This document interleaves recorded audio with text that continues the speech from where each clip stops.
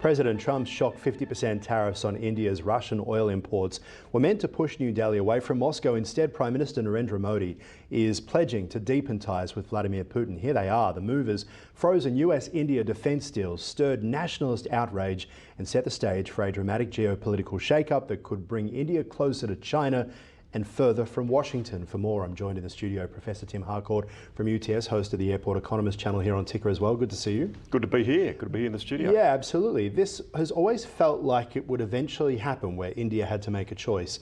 And now President Trump, in order to try and get Vladimir Putin to come to the table, is making India do what Biden didn't. It's extraordinary, isn't it? Because, I mean, you've got to remember, India's always had this non-aligned movement under the days of Indira Gandhi, and even under the Nehru-Gandhi days, they're close to the Soviet Union, and they always had this non-aligned sort of view after independence. But for a long time, they have had, you know, better deals with, or better relationships with the West as a counter to China. But because President Trump's tried to push Putin's hand, he sort of pushed India with it closer to China, which is a disturbing outcome for the world. Well, obviously. the idea when the oil price of a barrel was at $120, President Biden basically said to India, you can keep buying from Putin but at a lower rate. But now oil has dropped to $68 and President Trump is sensing an opportunity, because we know the whole Russian economy relies on that price of oil. You get India to play ball and he could get Putin to do what he doesn't want to do. Yeah, a third of the Russian GDP based on oil and gas, you're right.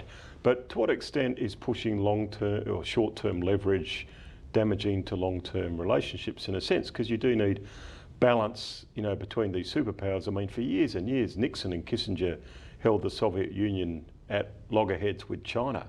That actually allowed, you know, détente or better relationships with both. But if Trump pushes them away and together, that's actually a worse outcome.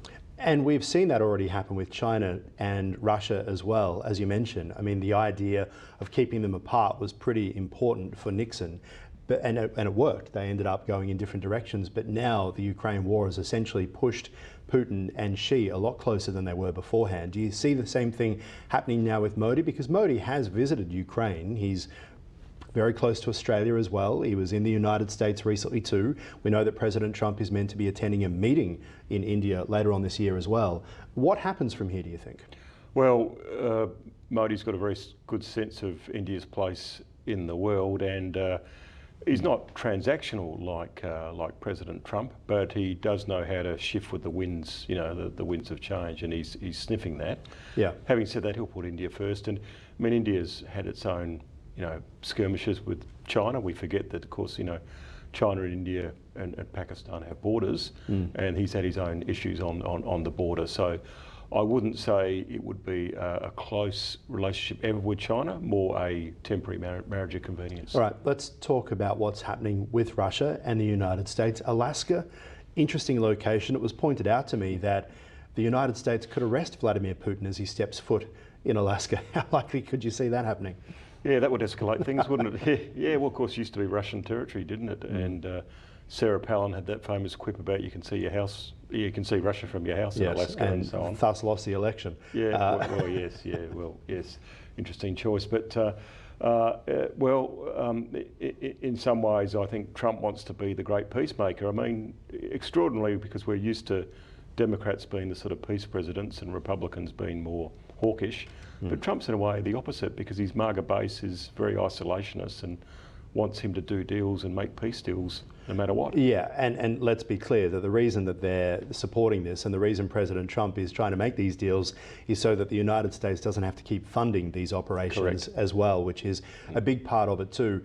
What do you think President Putin will want? We've seen, obviously, Witkoff going to Russia, meeting with President Putin last week, and then out comes this agreement. What do you think they'll want? Because President Trump has said over the weekend that he believes that both sides will have to give up some territories, but Zelensky, European leaders don't believe that that's fair. So what happens?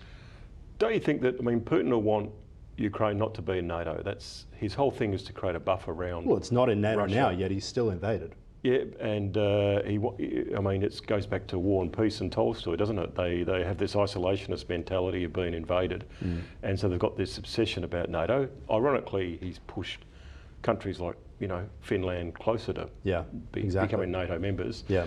Territory. I mean, historically, he'll make claims on parts of Ukraine that got Russian majority ethnically, and vice versa. But gee, I mean, all that fighting, all those deaths for what? For what? All right, Professor Tim Harcourt, appreciate your insights. It's going to be an interesting week ahead. We'll talk to you again soon. Thank you. Thank you.